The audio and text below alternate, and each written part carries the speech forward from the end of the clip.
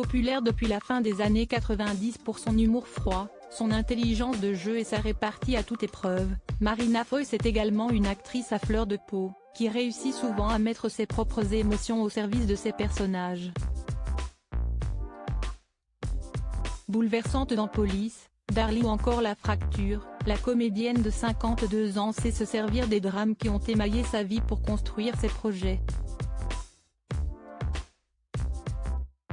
Une façon, peut-être, de les exorciser, mais sûrement pas de les oublier.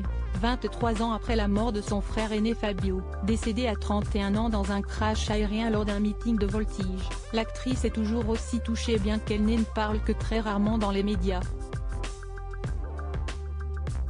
Interviewée pour le portrait quotidien de Libération, ce 3 janvier, elle a accepté de le commenter avec une phrase plutôt inattendue: « J'ai toujours trouvé ce passe-temps débile. »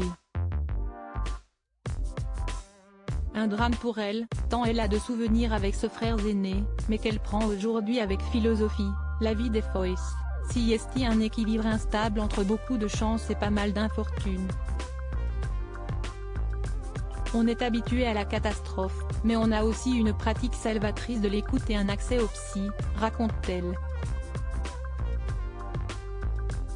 Il faut dire que la famille a vécu un autre moment difficile à cette période-là, alors qu'elle n'avait que 20 ans.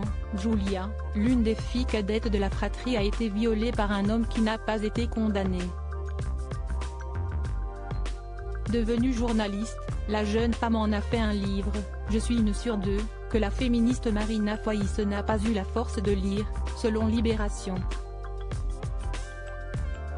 Ce qui ne l'empêche pas de dénoncer: « On sait que la société est organisée pour protéger les bourreaux plutôt que les victimes. Une fois qu'on en est là, il faut arrêter d'ajouter des commentaires aux commentaires et donner la parole aux gens qui ont une expertise là-dedans. » Lazare et Georges, des ados loin du cinéma, une prise de parole importante pour une femme en général plutôt discrète sur sa famille.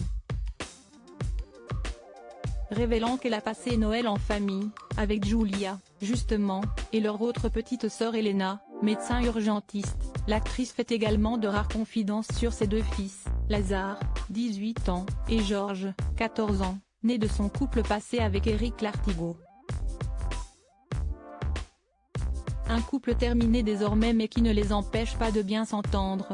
Pour son nouveau film cet été-là, en salle ce mercredi 4 janvier, le réalisateur a en effet demandé à son ex-femme de jouer l'un des premiers rôles, une maman d'ado.